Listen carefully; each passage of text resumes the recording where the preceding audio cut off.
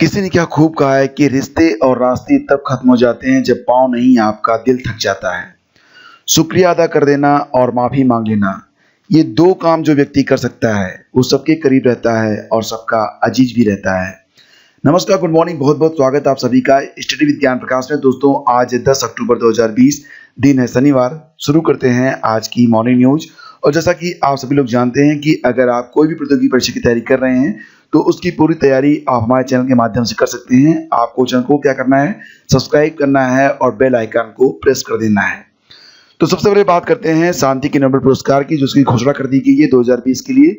तो इस वर्ष यानी कि 2020 का जो शांति का नोबेल पुरस्कार है वो दिया जाएगा WFP को, वर्ल्ड फूड प्रोग्राम को। और ये जो संस्था है वो यूनाइटेड नेशन के अंतर्गत काम करती है।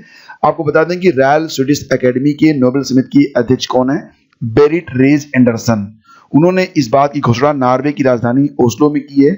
WFP को ओस्लो में 10 दिसंबर को शांति का नोबेल पुरस्कार दिया जाएगा, जिसमें 8.30 करोड़ रुपए और एक गोल्ड मेडल प्रदान किया जाएगा।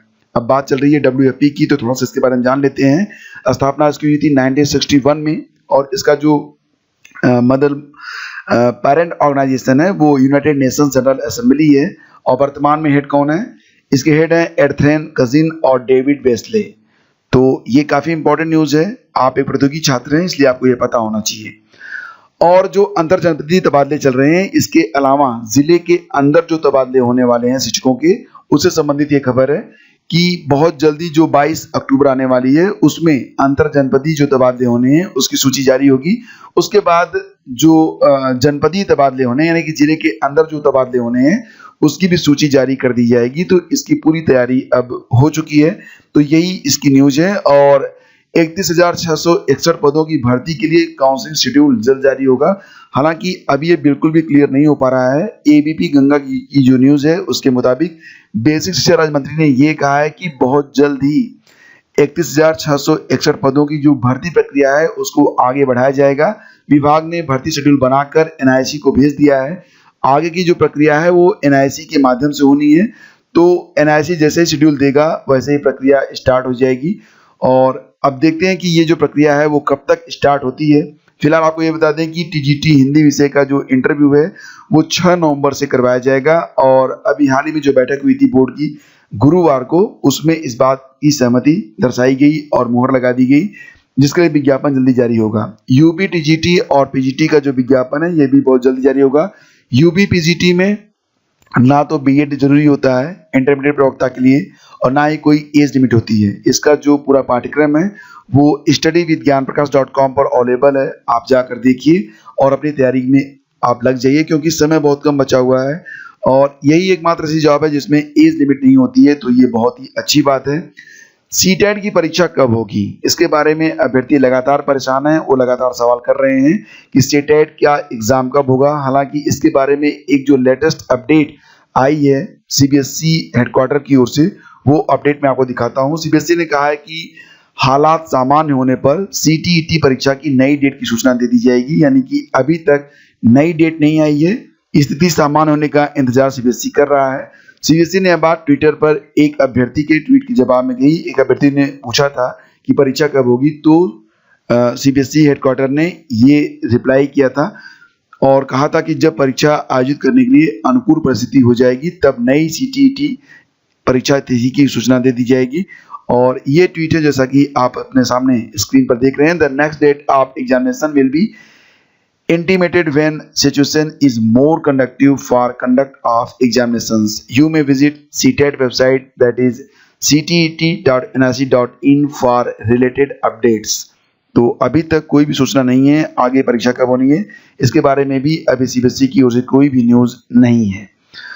और फ्रेंड्स, प्रदेश में 34.73 लाख पंजीकृत हैं बेरोजगार। तो खबर निकल के आ रही है कि प्रदेश में 34,72,000 से अधिक लोग रोजगार हैं। यह आंकड़ा सेवा योजन कार्यालय के पोर्टल पर पंजीकरण कराने वालों का है। वास्तविक संख्या इससे कहीं अधिक है। इसमें भी गौर करने वाली बात यह है कि 1,63,720 युवा तो तकनीकी शिक्षा और प्रशिक्षण के बाद भी रोजगार हैं।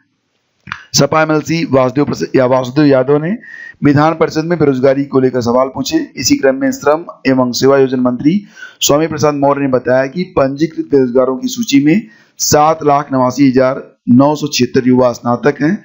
एक अन्य सवाल के जवाब में मंत्री ने बताया कि सत्र 2017-18 से इस वर्ष 31 जुलाई तक 3,16,412 लोगों को रोजगार दिया गया है। इसमें इस वित्तीय वर्ष में 31 जुलाई तक मात्र 6,754 लोगों को रोजगार दिया गया है।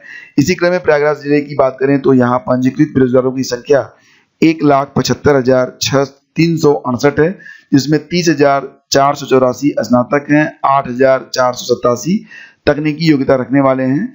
और मंत्री ने बताया कि सत्र 2017-18 से अब तक 6,150 लोगों का रोजगार के लिए चयन किया गया है।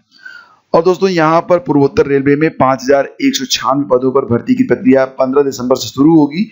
और जैसा कि मैंने आपको बताया था कि ग्रुप सी के अंतर्गत 1279 और ग्रुप डी के अंतर्गत 3,917 पद स्वीकृत हैं। रेलवे भर्ती बोर्ड देश भर में एक साथ कई चरणों में ऑनलाइन परीक्षा कराएगा और ये जो परीक्षा होनी है वो दिसंबर में होनी है।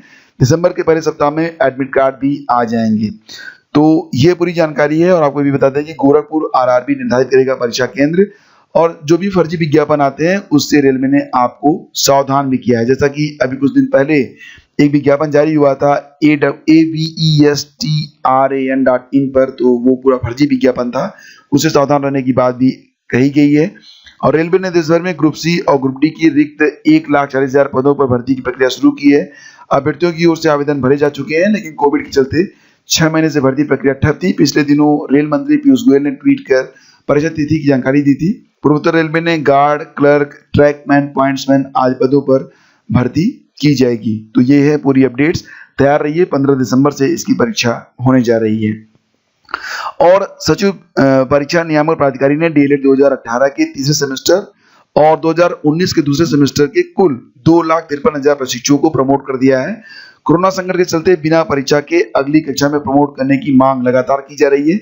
शुक्रवार को जारी परिणाम में डीएलएड 2018 के तीसरे सेमेस्टर के 7,975 और 2019 के पहले सेमेस्टर के कुल 1,74,116 प्रशिक्षु इसमें शामिल हैं। तो ये पूरी जानकारी है। पूरी जानकारी आप btcexam.in पर जाकर आप देख सकते हैं। Thank you so much for watching the video दोस्तों। और अगर वीडियो आपको पसंद है तो इसे लाइक और शेयर भी आप लोग कर दीजिएगा। तो हम मिलेंगे आपसे अगले वीडियो में, तब तक के लिए आज्ञा दीजिए। जय हिंद।